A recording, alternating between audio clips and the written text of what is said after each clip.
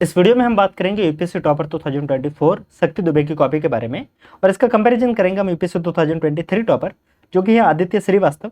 इनकी कॉपी के साथ में हम कंपेयर करके समझेंगे कि आप आपके आंसर को कैसे बेटर बना सकते हैं। यूपीएससी के आंसर राइटिंग में किन किन बातों को ध्यान में रखना है, सारी चीज़ें अपन इस वीडियो में समझने की कोशिश करेंगे। अगर आप एक ऐसा स्टूडेंट है जो भी तैयारी को शुरू करने वाले हैं और अगर आपको कोई भी डाउट है तो आप चाहे तो आप इस नंबर पर डायरेक्ट मैसेज कर सकते हैं। अगर आपको कुछ भी डाउट है तो आप मेरे साथ में डिस्कस कर सकते हैं। ये कॉपी है जो कि शक्ति दुबे ने विजन एस के यहाँ पे लिखी हुई है और ये इनकी मॉक टेस्ट की कॉपी है। पहले मैं बता देता हूँ, आप ये मत समझना कि ओरिजिनल इनकी यूपीएससी की कॉपी है। खैर इतना आपको पता होगा, इतना आप समझदारी रखते होंगे, ठीक है। बाकी अगर आपको इस कॉपी को डाउनलोड करना है तो आपको नीचे टेलीग्राम चैनल के लिंक मिलेगी, आप डायरेक्ट जाके वहाँ से डाउनलोड कर सकते हैं। चाहे तो आप इस व्हाट्सअप नंबर पर मुझे मैसेज करके भी इस कॉपी को मांग सकते हैं। सो ये है इनके फर्स्ट क्वेश्चन है जो कि कुछ इस तरीके से हैं। What is the doctrine of the separability, discuss with the help of the relevant judicial decision. Answer लिखना है 150 वर्ड में। हिंदी में कुछ इस तरीके से है, पृथक करणीयता का सिद्धांत क्या है, प्रासंगिक न्यायिक निर्णयों की सहायता से विवेचना कीजिए। 150 शब्दों में लिखना है। सबसे पहले इन्होंने डॉक्ट्रिन ऑफ सेपरेबिलिटी को समझाया है, देन आफ्टर इन्होंने बॉडी पार्ट को लिखा है और लास्ट में इन्होंने इंट्रो को लिख के आंसर को खत्म किया है। आंसर राइटिंग हो गई। इतनी आसान नहीं है, चीज़ों को हम काफ़ी डिटेल में समझेंगे। इतना आसान से जितना मैंने फास्ट में बताया है उतना फास्ट में नहीं करेंगे, चीज़ों को थोड़ा सा डिटेल में देखेंगे। ये था इनका फर्स्ट क्वेश्चन जो कि शक्ति दुबे का था। एक बार के लिए अपन आदित्य श्रीवास्तव की कॉपी को भी देख लेते हैं। अगर आपको इसको भी डाउनलोड करना है तो आप मुझे मैसेज कर सकते हैं, नीचे आपको लिंक देखने को मिल जाएगी। सो इनका जो फर्स्ट क्वेश्चन है वो कुछ इस तरीके से है।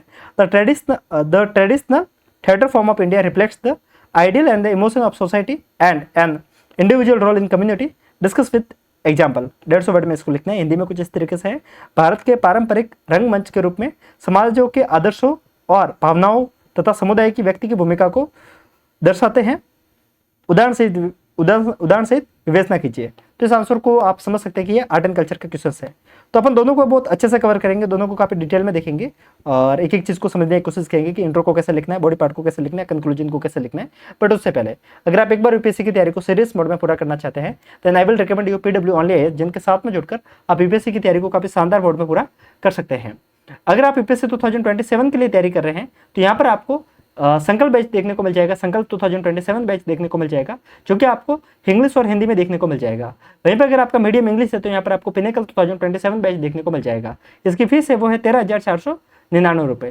वहीं पर अगर आप 2026 को टारगेट कर रहे हैं तो यहाँ पर आपको प्रहार 2026 बैच जो कि आपको इंग्लिश और हिंदी में और टाइटन 2026 बैच जो कि आपको इंग्लिश में देखने को मिल जाएगा। इसकी फीस है वो है 10,999 रुपये। वहीं पे अगर आप एक ऐसा स्टूडेंट है जो भी कॉलेज में है और अगर आप कॉलेज के साथ साथ में यूपीएससी की तैयारी को करना चाहते हैं, यानी कि आप आपके कॉलेज के 3 ईयर को यूपीएससी की तैयारी में लगाकर प्रोडक्टिव बनाना चाहते हैं तो आप इनका यूपीएससी प्रारंभ बैच ले सकते हैं। यहाँ पर आपको फर्स्ट 2 ईयर में हार्ड एंड सॉफ्ट स्किल की क्लासेस के थ्रू आपको साइमल्टेनियसली इंडस्ट्री स्किल का कवरेज भी देखने को मिल जाएगा। इसमें आपको एनसीईआरटी, जीएस, सेट सबकी क्लासेस भी देखने को मिल जाएगी। यहाँ पर आपको प्री प्लस मेंस की टेस्ट सीरीज भी देखने को मिल जाएगी। वहीं पर अगर आप एक ऐसा स्टूडेंट है जो भी 12th पास जिसने किया है और वो 12th के बाद में डायरेक्ट यूपीएससी की तैयारी को करना चाहता है बट साथ साथ में यूपीएससी की डिग्री भी करना चाहता है तो आप इनके यूपीएससी प्रारंभ प्लस डिग्री कोर्स को ले सकते हैं। यानी कि यहाँ पर आपको यूपीएससी की तैयारी भी करवाई जाएगी, साथ साथ में आपको जो डिग्री कोर्स होता है वो भी आपको स्पेशल प्राइस में देखने को मिल जाएगा। यहाँ पर आपको जो डिग्री कोर्स जो देखने को मिलेगा वो आपको मंगल यतन यूनिवर्सिटी या फिर आप शारदा यूनिवर्सिटी दोनों में से किसी एक के साथ में कर सकते हैं। यहाँ पर आपको यूपीएससी के ऑप्शनल के बैच भी देखने को मिल जाएंगे जो कि आपको स्क्रीन पे मैं दिखा रहा हूँ। इसकी फीस है वो है 9,999 रुपये, जो कि मैं आपको स्क्रीन पे दिखा रहा हूँ, जो कि आपको इंग्लिश मीडियम के सारे ये ऑप्शनल है, जो कि आप इंग्लिश के जिसके अंदर आपको anthropology, sociology, history, mathematics, PSI, geography, पबेट जिसको अपन पब्लिक एडमिनिस्ट्रेशन भी बोलते हैं। साथ में यहाँ पर आपको प्योर हिंदी मीडियम के ऑप्शनल भी देखने को मिल जाएंगे जिसके अंदर आपको पीएसआईआर है, इतिहास है, हिंदी साहित्य है, समाजशास्त्र है, ये ऑप्शनल देखने को मिल जाएंगे। वहीं पे यहाँ पर एक प्रोग्राम और भी है जो कि है संकल्प 2027 बैच, जहाँ पर आपको कुछ डिग्री के प्रोग्राम भी साथ में देखने को मिल जाएंगे, साथ में आपको यूपीएससी की तैयारी भी करवाई जाएगी। कहने का मतलब अगर आप 2 ईयर का प्रोग्राम लेना चाहते हैं जिसके अंदर आप एमए की डिग्री वगैरह करना चाहते हैं या फिर एमबीए की डिग्री करना चाहते हैं तो आप इनके साथ में जुड़ सकते हैं।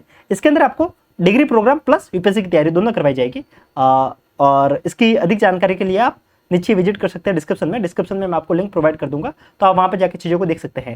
यूपीएससी संकल्प 2027 बैच जो कि आपको इंग्लिश में देखने को मिलेगा डिग्री प्लस यूपीएससी की तैयारी के लिए। सो सारी जानकारी के लिए आपको डिस्क्रिप्शन विजिट करना पड़ेगा जहाँ पे आपको सारी जानकारी देखने को मिल जाएगी। जब भी आप इनका कोई भी कोर्स खरीदे उस समय आप हमारा कोड एस्पिरेंट 10 यूज करेंगे तो आपको हमारी तरफ से डिस्काउंट भी देखने को मिल जाएगा। सो जाइए और विजिट कीजिए। हम फिर से हम वीडियो के मुद्दे के ऊपर वापस आते हैं। सो अपन बात करें तो यूपीएससी के आंसर राइटिंग को लेकर सबसे पहले अपन बात करते हैं जो शक्ति दुबे हैं, इनका जो आंसर था जो कि डॉक्ट्रिन ऑफ सेवरेबिलिटी को लेकर था।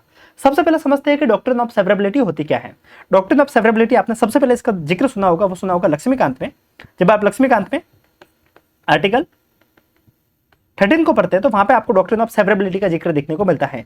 इसका मतलब सिंपल सा इतना है, हमारा कॉन्स्टिट्यूशन इस बात को बोलता है अगर कोई भी लॉ अगर पार्लियामेंट पास करती है और अगर वो लॉ कॉन्स्टिट्यूशन के खिलाफ है, अगर वो लॉ हमारे फंडामेंटल राइट के खिलाफ है, तो उस लॉ को हम नल एंड वॉइड घोषित कर देंगे, जो कि हमारा आर्टिकल 13 में लिखा हुआ है। बट इसी के साथ में एक और क्लॉज है जो कि है डॉक्ट्रिन ऑफ सेवरेबिलिटी का। डॉक्ट्रिन ऑफ सेवरेबिलिटी ये बोलती है कि अगर मानो कोई लॉ पार्लियामेंट ने पास किया तो हम ऐसा नहीं कि पूरे लॉ को ही हम कैंसिल कर देंगे, हम लॉ के सिर्फ उस पोर्शन को कैंसिल करेंगे जो कि फंडामेंटल राइट के खिलाफ है। यानी कि अगर मानो गवर्नमेंट ने किसी लॉ को पास किया, उस लॉ में टोटल 3 धाराएं थी, जिसमें सिर्फ एक धारा ऐसी है जो कि फंडामेंटल राइट के खिलाफ है, तो हम सिर्फ इसको कैंसिल करेंगे, बाकी जो फंडामेंटल राइट के खिलाफ नहीं है उसको हम कंटिन्यू रहने देंगे। तो ये था डॉक्ट्रिन ऑफ सेवरेबिलिटी। अब समझते हैं कि इन्होंने आंसर को कैसे लिखा है। सबसे पहले इन्होंने डॉक्ट्रिन ऑफ सेवरेबिलिटी को समझाया, जो कि आर्टिकल 13 का जो कि मैंने आपको जिक्र किया है उसके माध्यम से इन्होंने समझाया, जो कि एक जुडिशियल डॉक्ट्रिन है, यानी कि ये सुप्रीम कोर्ट के द्वारा बनाई हुई, सुप्रीम कोर्ट के द्वारा पेश की गई डॉक्ट्रिन है। ठीक है, इसको इन्होंने बताया। अब इन्होंने इसके बाद में इन्होंने समझाया कि डॉक्ट्रिन ऑफ सेवरेबिलिटी है क्या। अब आप ये समझिए कि इंट्रो को इन्होंने कैसे लिखा है। होता क्या है कि इंट्रो को लिखने में बहुत सारे हमारे पास में तरीके होते हैं। आप एक बात देखेंगे कि जब इन्होंने इंट्रो लिखा तो सबसे पहले इन्होंने एक फैक्ट लिखा आर्टिकल 13 का, जिसके अंदर इन्होंने डॉक्ट्रिन ऑफ सेवरेबिलिटी को समझाया है। वहीं पे एक बार के लिए अपन यूपीएससी टॉपर 2023 के ऊपर आते हैं, जो कि आदित्य श्रीवास्तव है। आदित्य श्रीवास्तव ने कैसे लिखा है, इनका जो क्वेश्चन है वो कुछ इस तरीके से था, जो कि ट्रेडिशनल थिएटर फॉर्म को बता रहा था। कि कहने का मतलब ये था कि जो ट्रेडिशनल थिएटर फॉर्म है वो कहीं ना कहीं समाज की सच्चाई को बताते हैं, समाज के इमोशन को, समाज की भावनाओं को, आदर्श को दर्शाते हैं, और ये एक तरीके से एक व्यक्ति की भूमिका निभाता है समाज में, कैसे उसको समझाया है। तो अब देखिए होता क्या है किसी भी क्वेश्चन के इंट्रो को लिखने के लिए, अब आप टॉपर के आंसर को अगर कंपेयर करेंगे तब आपको समझ में आएगा। सबसे पहले हमने शक्ति दुबे का देखा, उन्होंने आर्टिकल 13 का जिक्र किया और उसके बाद में इन्होंने इंट्रो को लिखा। अब आप ये देखिए इन्होंने क्या किया है, recently Ramlila and Mudiyettu were rewarded as the intangible heritage and already there in UNESCO intangible list. कहने का मतलब इन्होंने इस बात को बताया कि जो रामलीला और मुद्दीयट्टू है, इसको यूनेस्को की जो अनटेंजिबल हेरिटेज साइट की जो लिस्ट होती है उसमें शामिल किया गया है, जो कि भी हाल ही में किया है। अब आप ये देखिए, अगर कोई एक आम व्यक्ति इसका आंसर लिखता ना तो वो डायरेक्ट समझाने लग जाता कि थिएटर क्या है, रंगमंच क्या है, कैसा निभाता है, क्या करता है, बहुत सारी बकवास लिख दी का इंट्रो में, पर फैक्ट कहीं नहीं है। कोई ऐसा चीज जो कि आपके आंसर को सबसे बेटर बनाता वो है ही नहीं। इन्होंने क्या किया, करंट के साथ में शुरू किया, करंट के किसी इवेंट के साथ में शुरू किया। इन्होंने क्या किया, कॉन्स्टिट्यूशन के साथ में शुरू किया, कॉन्स्टिट्यूशन के एक प्रावधान के साथ में शुरू किया। अब आप एक ये देखिए, अब यहाँ पे एक बात समझते हैं कि आंसर की शुरुआत कैसे की जाती है। अपन समझ रहे हैं कि टॉपर के आंसर के माध्यम से अपन समझ रहे हैं ना कि आंसर कैसे लिखा जाता है। देखिए किसी भी आंसर को आप लिखें, आपके पास में लिखने के लिए 3 तरीके होते हैं। सबसे पहला तरीका होता है कि आप उसके साथ में कुछ डाटा डाल दीजिए, कुछ फैक्ट डाल दीजिए, ऐसी चीज जो कि ऑलरेडी कहीं ना कहीं लिखी हुई है। जिसके अंदर अगर आप पॉलिटी का आंसर लिख रहे हैं तो आप किसी आर्टिकल के माध्यम से शुरू कर सकते हैं, किसी शेड्यूल के जो 10th शेड्यूल उस पर से किसी के माध्यम से शुरू कर सकते हैं, या फिर अगर आप चाहे तो आप हिस्टोरिकल किसी डेट के माध्यम से शुरू कर सकते हैं, हिस्टोरिकल किसी फैक्ट के माध्यम से शुरू कर सकते हैं। यह पहला तरीका होता है। दूसरा तरीका होता है डेफिनेशन। आप कंप्लीटली डेफिनेशन के माध्यम से शुरू कर सकते हैं। ठीक है, यह तरीका होता है किसके साथ में, डेफिनेशन। ठीक है, यह तरीका होता है हमारा, मैंने कुछ गलत लिख दिया क्या, 2 बार लिख दिया डेफिनेशन, हाँ डेफिनेशन। ठीक है, जो सेकंड तरीका होता है वो डेफिनेशन का होता है, जिसके अंदर आप क्या करेंगे, किसी भी चीज की परिभाषा के माध्यम से उसको दर्शा सकते हैं। कोई क्वेश्चन आपको पूछा गया, अगर आपको पता है कि उसकी परिभाषा क्या है तो उसके माध्यम से उसको डिफाइन कर सकते हैं। डेफिनेशन वाला कोई क्वेश्चन आएगा तो उसके माध्यम से मैं आपको बता दूंगा कि डेफिनेशन से कैसे शुरू किया जाता है। और तीसरा तरीका और जो सबसे बढ़िया तरीका माना जाता है वो होता है करंट का कोई इश्यू कह सकते हैं, या फिर कोई इवेंट कह सकते हैं, उसके माध्यम से आप शुरू कर सकते हैं। अगर करंट में कुछ भी कोई घटना हुई है जो कि क्वेश्चंस के रिगार्डिंग है, अगर आप उसको लिख देते हैं तो यकीन मानिए एग्जामिनर आपसे सबसे ज्यादा खुश होगा। क्यों, एग्जामिनर ये समझेगा कि ये जो एस्पिरेंट है ये न्यूज़पेपर पढ़ता है, न्यूज़पेपर के बारे में इसको अच्छे से जानकारी पता है। तो ये 3 तरीके होते हैं किसी भी आंसर को लिखने के लिए। तो इन्होंने सबसे पहले किसके माध्यम से शुरू किया, यूनेस्को की जो वर्ल्ड हेरिटेज साइट की जो अनटेंजिबल लिस्ट है उसके माध्यम से इन्होंने शुरू किया। फिर इसके बाद में डायरेक्ट इन्होंने आंसर को लिखना शुरू किया। ठीक है, अब आप ये देखिए इन्होंने क्या किया, जो रामलीला लिखा है इसके नीचे इन्होंने अंडरलाइन किया है, इन्होंने मुद्दीयट्टू लिखा है इसके नीचे भी अंडरलाइन किया है। क्यों, एग्जामिनर जब पढ़े तो सबसे पहले लाइन के ऊपर फोकस जाए, इन 2 चीज़ों के ऊपर फोकस जाए। ज़्यादातर क्या होता है कि अपन जब भी रंगमंच या फिर थिएटर के बारे में बात करते हो तो हमारी आइडियोलॉजी सिर्फ एक साइड में होती है। अगर सिर्फ रामलीला और इन्होंने सिर्फ रामलीला के साथ में इन्होंने कृष्ण लीला के बारे में बात की होती तो शायद सिर्फ नॉर्थ इंडिया के बारे में बात कर रहे हैं। इन्होंने साउथ इंडिया के इवेंट को भी साथ में ही मेंशन किया, ठीक है। देन आपने इन्होंने रामलीला के बारे में मेंशन किया। रामलीला क्या है? एक एपिक स्टोरी है जो कि लोगों की स्टोरी को कहीं ना कहीं दर्शा रही है, लोगों के भावनाओं को दर्शा रही है, जिसको रामायण से लिया गया है, ठीक है। तो इन्होंने क्या कर दिया, रामलीला और एपिक इन दोनों के नीचे लाइन कर दी जो कि पूरी लाइन का एक मतलब बता रहा है।